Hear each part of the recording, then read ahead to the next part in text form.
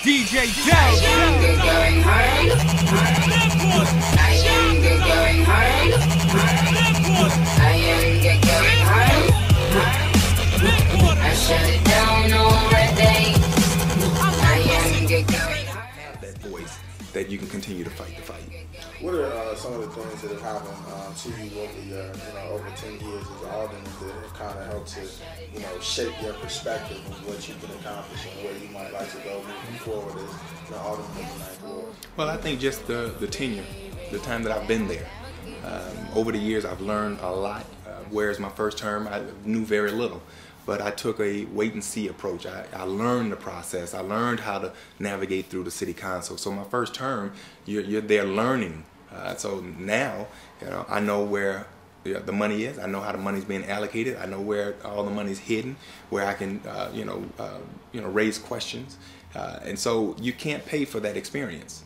So now that I have the maturity and have the seniority in the city council, we're able to, raise those quality questions to bring resources back to the area that have an impact on our community. Yeah. Education has been a big issue in terms of how it does not really address the needs of the majority of the young people. And when you look at 1 out of every 2 black men dropping out of high school, what are some of the things that you think you can do as a city council person to try to change that culture and environment that is currently the Chicago public school system? Well, we have to, in my opinion, get more black men involved. Right now, the key that's missing out of our community is the black male.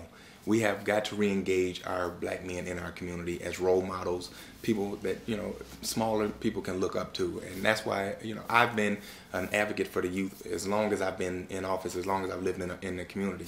I'm a lifelong resident of the Ninth Ward, been there for 43 years, and I give back. My residents see me. I'm out coaching Little League baseball teams. So my community can say they see their alderman out there teaching kids, being mentor to kids. I put the Rose and Little League back together. That was one of the first things I did as alderman. I put the Little League back together, have over 400 youth involved in that Little League program. But that's 400 kids that we're touching, and as well as their brothers and sisters and their parents, getting them involved in the process, getting them involved in community. So those things have been lacking in the Ninth Ward, so we put that back together. So, we're extremely excited about having this youth center because that's the next piece that we're putting in place, the youth center, because even with Little League, it shuts down after a certain time. But if we have this 170,000 square foot community center, we're going to be capturing these people year round, and that's the biggest goal. Is that something that you already have coming in place right now? Yeah, that's all part of the whole development with the Walmart. We have, on that site, we have the Walmart, which is going to be the anchor, and then we have a 170,000 square foot community center, as well as potentially 800 new homes that are going to surround it. And the whole project is going to be about a 12 to 15 year project, but it's going to be new schools, new transportation coming into the area, and again, the food desert. That's the biggest piece that we always have to mention. So we're building a new community. We don't have restaurants in the area. We're going to have restaurants now. We're going to have bakeries now in the area. A hotel chain is looking to come into the area. So these are things that are unheard of in the Ninth Ward, but those things are going to be coming to the area soon. And why now do you think these things are coming into the area? What is it taking to get different types of businesses to look at the Ninth Ward maybe in ways that they didn't before? Well, years ago, I don't know if you remember, in 1998, we did the Roseland Vote Drive, where we closed down 29 liquor stores at one time. The Ninth Ward had 59 liquor stores, but we voted dry 29 liquor stores in one shot. Because when businesses or businessmen will come into the area and they saw the abundance of liquor stores, they saw the people hanging out, they packed up and they left the community because they said, I'm not going to invest in this area. So we had to first take the approach to clean the community up, get rid of the negative element that was surrounding the area, and we did that. And it's taken some time because we had to put TIFs in place, we had to put community development processes in place, and all those things are in place now, and now the area has been cleaned up. Now business men and women are saying, hey, this is the area that we need to look at because they see the money is in the area, but it's going outside the area. So let's keep that money in the community and circulate those dollars in the area. I had two more questions. One of them was going to be around violence. It's one of the issues that is, top of mind for a lot of people throughout the city of Chicago. And you talked about the one thing that's missing in the community is the black man. Do you think that the black man's participation is one thing that's going to lead to a decrease in violence, or are there other things that you think we need to look at as well? Well, I've been a big advocate, and I've been since I've made the transition from chairman of police and fire. I was a huge advocate for police resource reallocation. I've been fighting for that since I've been in city council. A lot of people, we first initially wanted beat realignment, but if you change the beats, you're going to lose a lot of historic data that's within those beats. So we started looking at resource reallocation, and we've been pushing for that too. What does that mean? What that means is, there's data that shows that in certain areas, I always use this one particular beat as an example. Within a 24-hour period, that beat car doesn't respond to one call. So that means you have those officers just sitting around doing nothing, collecting a paycheck. So with resource reallocation, we're going to put the resources where they're needed and not where they're wanted. But at the same time, we don't want to make any community less safe. We don't want to do that. But what we can do is use our resources, because it's been over 30 years since we've done any resource reallocation, beat realignment, or whatever you want to call it. It's been over 30 years since that's happened. So I've been pushing to basically put the resources, where the needs are. If you have a big fire, you don't just send one fire truck.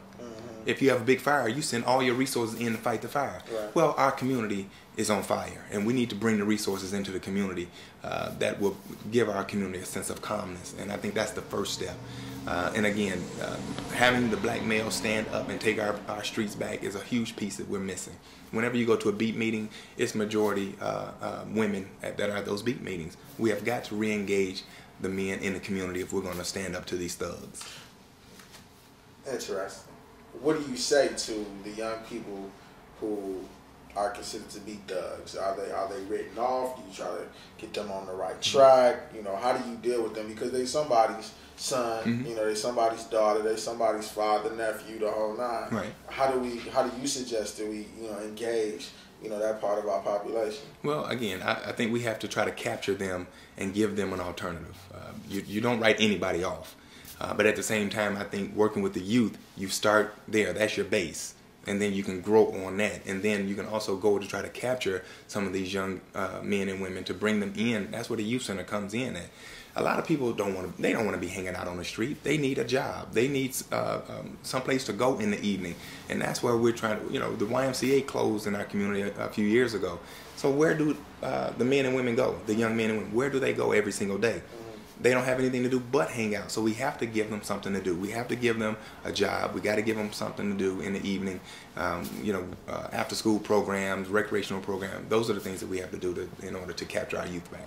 And what do you say to a young person, or just person in the community in general, who doesn't quite understand or feel like voting is worth it, right? They don't know how it affects their lives, or maybe they don't believe that it affects their lives on an everyday basis. What would you say to them? Because a huge part of Chicago Votes is to try to provide people with some impetus, some information and opportunity so that they can be involved in the process. This is your opportunity, I'm asking, as you sit here with Chicago Votes, to speak to them directly and maybe give them some jewels, for lack of a better word, that can help inform their action. Well, I think the biggest thing that you can do to really put it in perspective is that when you're born, a politician signs your birth certificate. When you die, a politician signs your death certificate. So that means everything from birth to death revolves around politics. And you have to get involved. If we don't get involved, then we have really no voice to complain. And so a lot of people sit back saying my vote doesn't count. There are over 60,000 residents in the 9th Ward. There are 34,000 registered voters. On any given election, only 12,000 vote. But when President Obama ran, 24,000, almost 25,000 residents voted in the 9th Ward. That made a difference. So that race was one that we can point to say it makes a difference if you come out and vote. So, if you don't vote, you have no voice to complain. You just have to accept the status quo. But at the same time, we have to make sure that we put good people in office that are going to speak on behalf of the community and not self-interest or special interest. Because special interests will come in and they will try to work their aldermen or work their legislators to, conform to what they need and what their interest is. The interest is your residents. And that's why I tell you, if the residents come and stand behind you, you don't have to take that special interest money because you have the support of the people behind you. I am going hard. I am going hard. I shut it